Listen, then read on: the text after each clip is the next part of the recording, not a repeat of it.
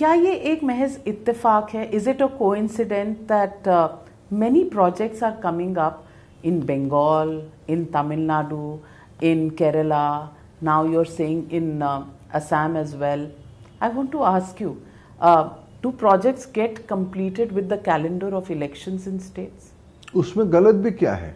अगर हम प्रजातंत्र में विकास को अपने चुनाव की मुद्दा बनाना चाहते हैं और हम अपने कामों की परफॉर्मेंस के ऊपर लोगों को आशीर्वाद मांगते हैं, तो उसमें गलत क्या है नाविका जी? तो फिर अगर डेवलपमेंट आपका मुद्दा है तो डेवलपमेंट की जगह आप जय श्री राम को इतना बड़ा मुद्दा क्यों बना रहे हैं बंगाल में?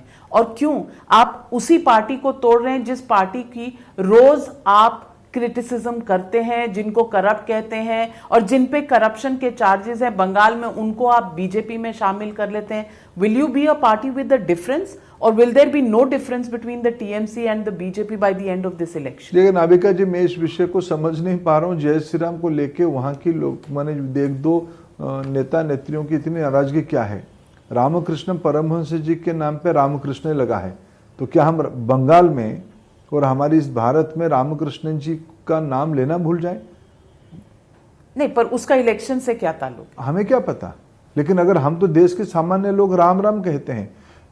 ऐसे कुछ लोगों को आपत्ति भी थी कि वंदे मातरम हम क्यों कहेंगे, लेकिन आजादी का नारा तो वंदे मातरम। तो डेवलपमेंट की चर्चा क्यों नहीं करते आप? राम पर क्यों रुक जाते? तो हम तो डेवलपमेंट करें तो आप कह रहे हो चुनाव में क्यों कर रहे हो? हम तो विकास की बात कह रहे हैं। हमने बंगाल में 88 लाख महिलाओं के घर में प्रधानमंत्री उज्ज्वला में प्रधानमंत्री जी ने मुफ्त में गैस कनेक्शन पहुंचाया। ये डेवलपमेंट नहीं है क्या? अगर बंगाल में प्रधानमंत्री किसान सम्मान निधि लागू नहीं होता है, आयुष्मान भारत योजना लागू नहीं किया जाता है, क्या प्रजातंत्र में मैं इस विषय को प्रश्न नहीं उठा सकता हूं?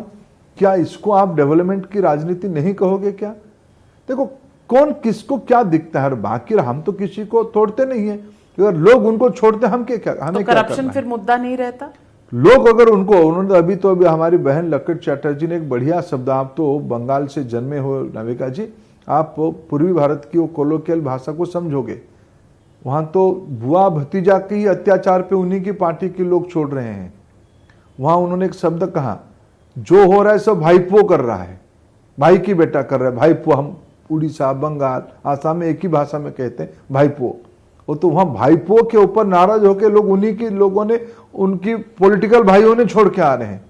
तो हम राजनीति में जो ताकतवर लोग हैं उनको और लेंगे। आपके मन में कोई द्वेष नहीं है, कोई करप्शन के चार्जेस हो, कुछ भी हो, आप सबको गले लगा लेते हैं, खास करके वो तृणमूल से आए। राजनीतिक ताकत जिनकी है, समाज में उनकी ओहदे हैं, उनको साथ में हम लेते हैं। तो then corruption doesn't matter? Corruption कौन सी विषय है?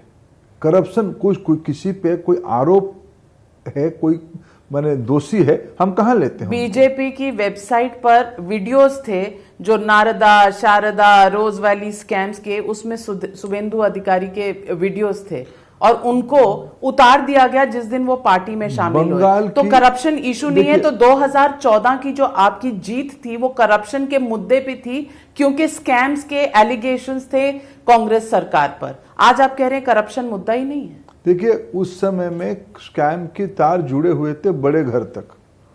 तो छोटे घर तक हो तो करप्शन एक्सेप्टेबल है? देखो, करप्शन होती है बड़े घर से, जिनकी नेतृत्व में, जिनके चेहरे पे आज भारत के सामान्य गरीब लोग, कोई कुछ भी कहे, कोई कुछ भी विद्वेष, राफेल को लेके बहुत लोगों के मन में बहुत प्रकार की पीड़ा थी। आज राफेल इस बार भी 26 जनवरी को अपनी ताकत के साथ भारत की सेना के हिस्सा बन के उड़ रहा था। ऐसे नहीं आता है। करप्शन कहने से करप्शन नहीं होता है, करप्शन करने से करप्शन के आरोप लग जाते हैं।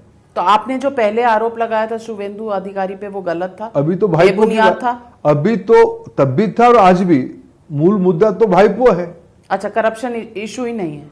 करप्शन के ऊपर है वो। आज सारे तार बंगाल की, सारे तार एक ही जगह पे। करप्शन वाली फिल्म का हीरो बदल गया है। शुभेंदु अधिकारी होता था, अब भाईपो हो गया है। कभी कभी हीरो बदलते नहीं है, मूल घर ऐसे ही था और उसके ऊपर तब भी आपत्ति था और आज भी वहां की जनता की उसी में आपत्ति है।